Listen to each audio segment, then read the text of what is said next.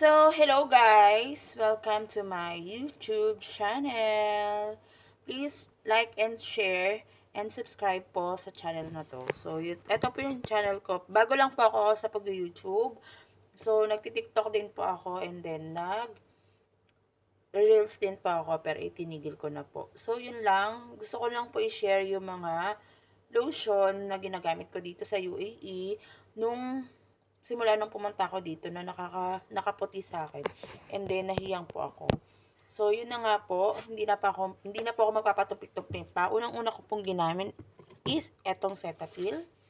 Cetaphil lotion. Actually, paubos na po siya. Wala na po siyang laman. Sobrang ganda na ito sa skin, guys. Sobrang smooth and parang baby skin yung balat ninyo. Kasi sobrang init nga dito sa UAE, so kailangan natin ng moisturizer sa balat. Second po na ginamit ko is etong, nakita ko lang to sobrang mura niya. Etong Kojic.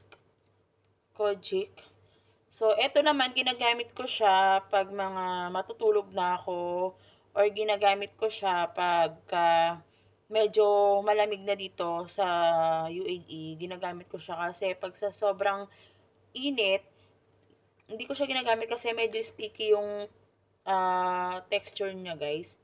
Medyo sticky po yung pinaka-lotion niya ng Kojic. Mura ko lang 'to nabili. 8.99 ko lang 'to nabili. Dito sa may greenhouse, yung mga tindahan ng mga Pinoy product. Meron sila niyan. And then, meron din ako ditong ginagamit na gingham ng Bath and Body Works. Sobrang gusto ko tong lotion na to kasi sobrang bango niya. Yan na nga. Nakikita nyo, mauubos na nga siya. Halos mga magto 2 months na din to sa akin. Lagi ko rin siyang ginagamit pagkatapos ko maligo.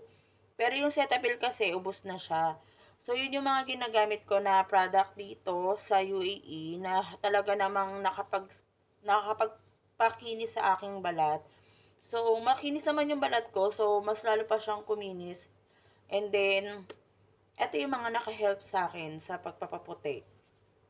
Yun lang guys. Thank you. Gusto ko lang i-share yung lotion na mga ginagamit ko. Next time naman guys, share ko sa inyo kung ano yung ginagamit ko sa face ko.